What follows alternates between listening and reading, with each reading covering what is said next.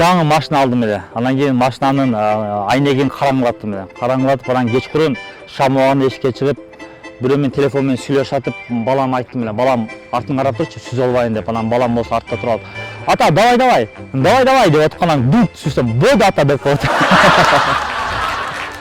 Бизде Курманжан датка деген спектакль болуп аткан. Анан Курманжан датканын артынан аппак материал түшөт. Аппак материалдын артынан свет күйөт. Свет күйгөндө көлөкөң менен гана ойнойсуң да.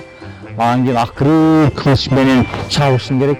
Кылычты найза менен тосуп туруп, найза менен түртүп туруп, анан найза менен ичке сайгандай найза ичине киргенде өлөсүң. Өлгөндө свет өчөт, ошо менен спектакльде токтойт эле. Анан бир күнү мындай чыгып келатат элем, анан мен 4 адам ойнойт элек, 2-2ден болуп. Мен чыкпайын десем, мен кошо ойногон партнёрлар чыкпай койду. Анан Авазака менен Жигалака 2 актер ойноп атат. Анан мен аябай моонтуп туруп кылыч менен чапты, ал найза менен моонтуп тосту, найзаны моонтуп ыргытты, найзанын ичке сайды, актерубуз өлдү. Свет өчпөй турат. Найзанын сурубасы кайра берки актер тирип кеп найзасын көчөдө ташып алып